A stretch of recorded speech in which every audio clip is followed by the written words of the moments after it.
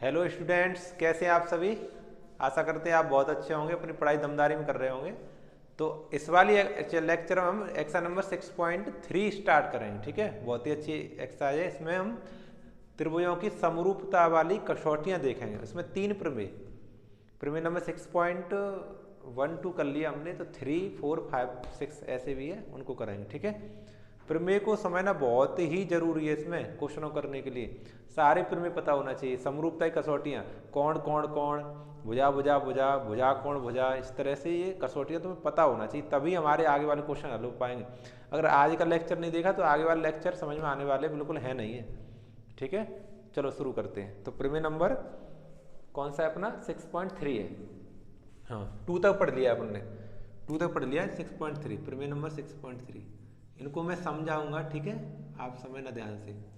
6.3 इसमें ये कह रहा है कि किन्हीं दो त्रिभुजों के अगर संगत कोण बराबर हों, संगत कोण बराबर हों, तो उनकी संगत भुजाओं का अनुपात बराबर होता है और वे त्रिभुज समरूप कहलाते हैं।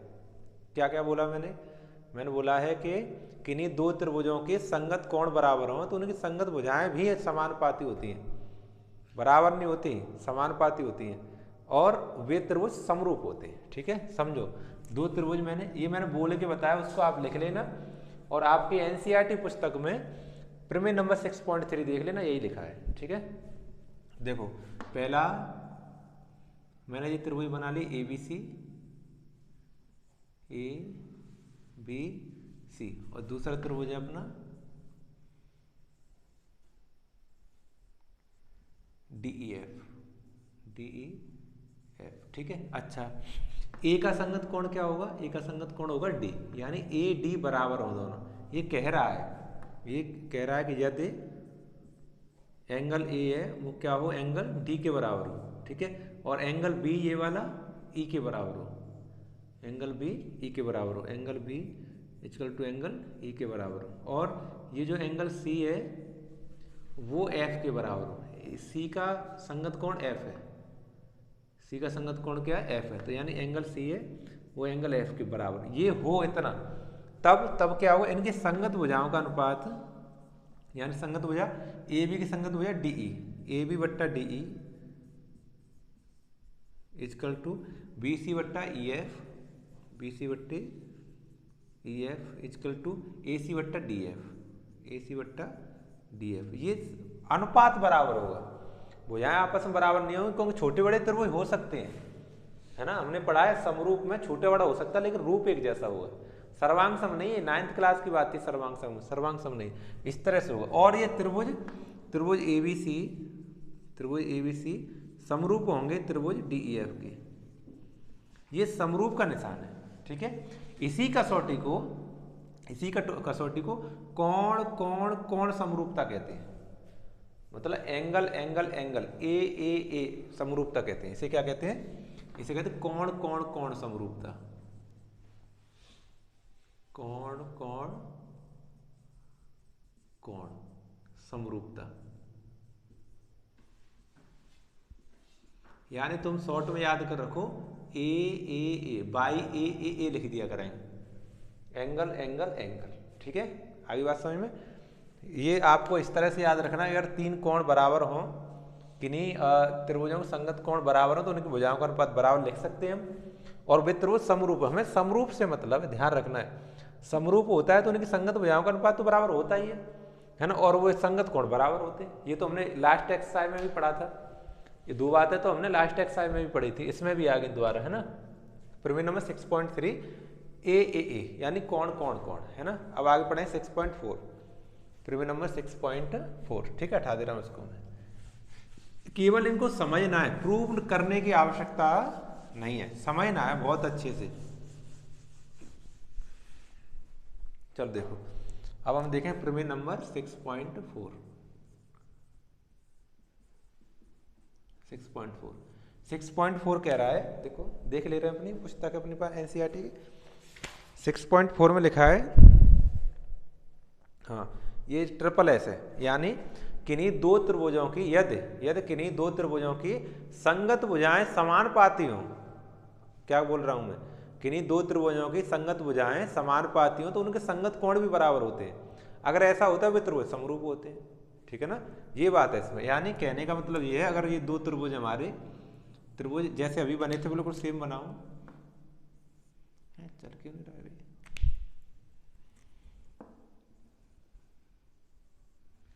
ये देखो हमारा ABC था, अभी बना था बिल्कुल सेम है, एक और बना था अपना DEF।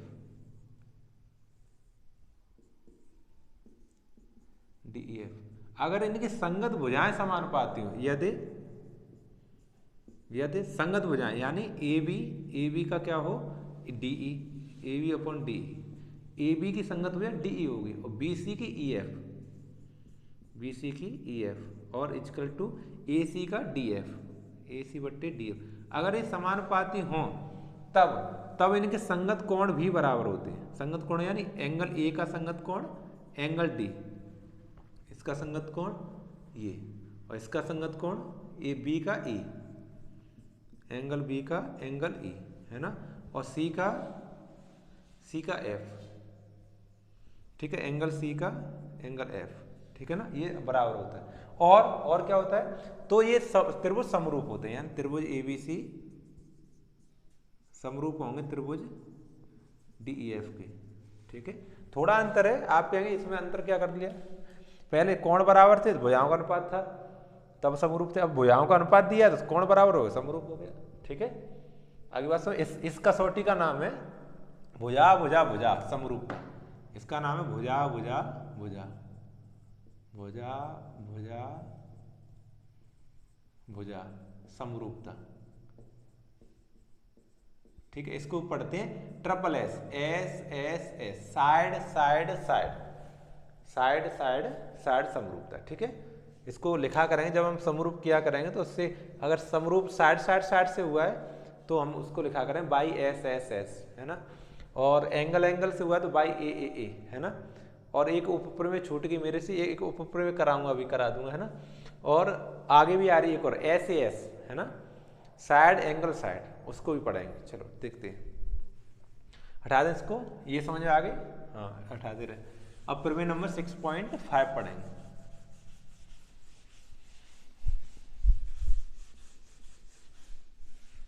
देखो प्रमेय नंबर 6.5, 3, 4, 5 का नंबर आ गया।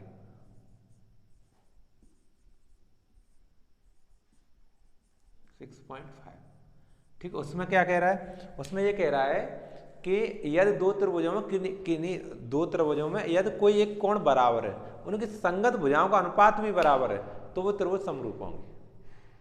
6.5 में क्या लिखा है, द्वारा बना के समझाऊं मैं तुम्हें। देखो ये दो त्रिभुज है, मान लिया एक अपना ABC, एक DEF,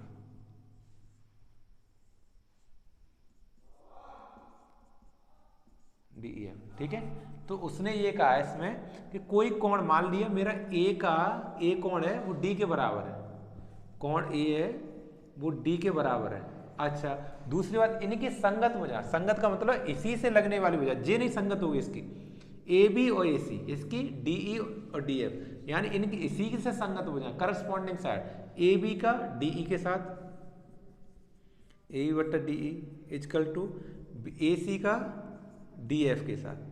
देखो एक तो कोण बराबर है, उनकी संगत भुजाओं का अनुपात बराबर है, समझ रहे, तो ये त्रिभुज समरूप कहलाएंगे। तो त्रिभुज ABC है वो समरूप कहलाएगा त्रिभुज DEF के। इस कसौटी का नाम है भुजा कोण भुजा। देखो भुजा कोण भुजा, भुजा कोण भुजा, कोण बीच में आना चाहिए, ध्यान रखना है, तभी ऐसे लगेगा, अन्यथा लगेगा नहीं। इस कसौटी का नाम है भुजा कोण भुजा, ठीक है। इसका नाम पढ़ेंगे SAS, साइड एंगल साइड। अच्छा, जरूरी नहीं A बराबर हो, ऐसा भी तो हो सकता है, इसी को मैं हटाऊंगा। A जरूर थोड़ा A बराबर होगा, हमारा B बराबर हो गया बाई चांस, एंगल B बराबर हो गया, इस ये वाला एंगल बराबर हो गया A के, तो फिर इन भुजाओं से काम नहीं चलेगा, तो फिर किसके से काम चलेगा, तो फिर इसकी संगत भुजा BEC है, इसकी संगत भुजा EF है, यानी तो BC के नीचे EF आना चाहिए इक्वल टू, और इसकी संगत भुजा ये है BA यानी AB, और ये DE, BE और DE होना चाहिए, मतलब BA और DE होना चाहिए या फिर DE होना चाहिए, इस तरह से, तब ये त्रिभुज कहलाएंगे। तब ये त्रिभुज ABC समरूप कहलाएगा त्रिभुज DEF के। ये बड़ा विशेष ध्यान रखना है, जो कोण बराबर है आपको उन्हीं की संगत भुजाओं का अनुपात होना चाहिए, ऐसा नहीं दूसरी की जरूरत नहीं। ऐसे ही देखो C नहीं, ऐसा हो कि C क्या B नहीं, C बराबर हो, एंगल C बराबर हो एंगल F की, यदि एंगल C ये वाला इसके बराबर, तो इन्हीं की संगत भुजाएं चाहिए, ये वाली ये यानी BC CF EF, BC और EF इक्वल टू ये AC और DF, ऐसे संगत भुजाएं, तब ये त्रिभुज समरूप कहलाए, त्रिभुज ABC समरूप कहलाए त्रिभुज DEF की।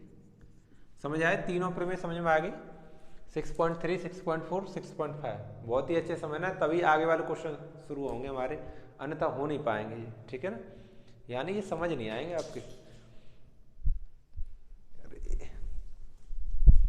चलो कैप गिर गई इसकी, चलो देखो आगे, हटा दें इसको। हाँ, एक अब उपप्रमेय सीख लो, उपप्रमेय हमें बहुत काम देती है ये, एक इसमें टिप्पणी के तौर पर दी है उपप्रमेय, समझो देखो।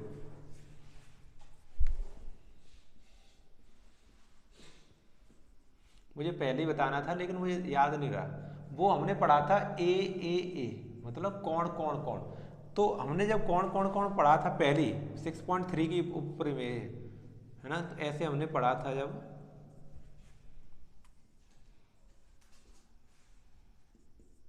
तो उपप्रमेय ये कह रही है कि उसमें हमने पहले 6.3 समझो, 6.3 द्वारा समझो किन्हीं दो त्रिभुजों की संगत कोण बराबर हो तो उनके भुजाएं समानुपाती होते हैं और वो त्रिभुज समरूप होते हैं, ये हमने पढ़ा था, यही पढ़ा था ना। अच्छा, अब इसमें क्या है, समरूप कोई तीन कोण बराबर होने की जरूरत नहीं है, अगर किन्हीं दो त्रिभुजों की संगत दो कोण बराबर हो, कितने कोण, केवल दो कोण बराबर हो तो भी वो त्रिभुज समरूप कहे जाएंगे, उसको कहेंगे बाई ए यानी ए कसौटी, कोण कोण कसौटी, इसका नाम है कोण कोण, केवल कोण कोण कोण कोण समरूपता, केवल दो कोण हो फिर भी काम चल जाएगा हमारा, इसे ए पढ़ेंगे बस, तीन कोण जरूरी नहीं, कोई से कोण एक्स वाई जेड कोई से हो, एंगल ए एंगल डी के बराबर हो, एंगल ए एंगल डी के बराबर हो, और angle E B angle E के बराबर हो, एंगल ई के बराबर हो, तो हम कह सकते हैं कि त्रिभुज एबीसी है, त्रिभुज एबीसी समरूप होगा त्रिभुज डीईएफ की, ठीक है ना। आगे बात समझे, ये उपप्रमेय आपको बहुत सी विशेष तौर से याद रखनी है क्योंकि इससे बहुत सारे क्वेश्चन लाओगे, मतलब तीन कोण ढूंढने मान लिया हमें तो इतनी मशक्कत ना करनी पड़े, दो कोण ढूंढ के आफत काट दो, दो कोण ढूंढो उसको समरूपता लिख दो, उपप्रमेय है ही अपने पास, ऐसा तो नहीं उपप्रमेय नहीं है, ए से उसको हम समरूप कर लेंगे, ठीक है। आगे बात समझे, चलो तो ये हमने अपनी प्रमेय पढ़ ली, ठीक है ना। तो अब हम पढ़ेंगे क्वेश्चन, इसमें जो क्वेश्चन है वो पहले वाले तो केवल हमें चेक करने हैं, क्वेश्चन नंबर फर्स्ट है वो केवल चेक करने, 6.3 में केवल चेक करने हैं समरूप है कि नहीं है, तो मैं एक दो आपको करके दिखा रहा हूँ, ठीक है। उसके बाद क्वेश्चन नंबर सेकंड से इसको अलग करना है, ठीक है। तो पहले वाले को मैं चेक करके दिखाता हूँ, हटा दूँ इसे,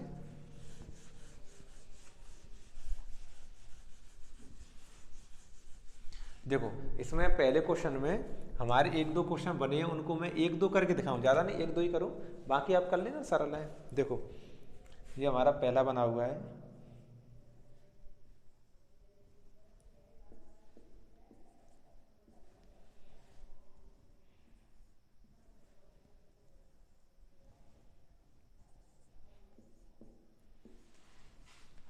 देखो ये 60 है, ये 80 है और ये 40 है, ठीक है। ये 60 है और ये 80 है और ये 40, बताओ संगत कोण देखो इनके बराबर है कि नहीं, संगत कोण ढूंढो, ए है वो पी के बराबर है कि नहीं है, एंगल ए एंगल पी के बराबर है 60 डिग्री, दोनों है कि नहीं, देखो 60, एंगल बी एंगल क्यू के बराबर है कि नहीं, 80 डिग्री, देखो 80, एंगल सी और एंगल आर के बराबर है कितना, 40 डिग्री, तीनों बराबर है, कौन संगत कोण बराबर है, तब हम कह पाएंगे त्रिभुज एबीसी ABC समरूप है त्रिभुज DEF के, ये PQR के, सॉरी इसमें PQR है, PQR के कैसे बाई AAA कोण कोण कोण, तीनों कोण मिले हमें, कोण कोण कोण तीनों कोण मिले, ठीक है।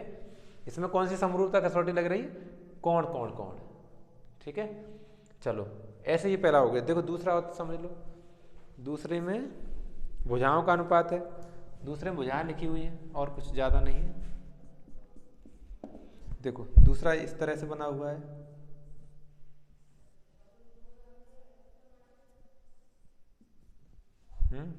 ABC,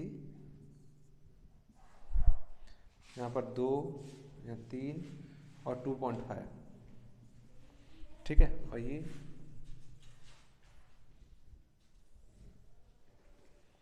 PQR, यहाँ देखो 6 और यहाँ पर 5 और ये 4।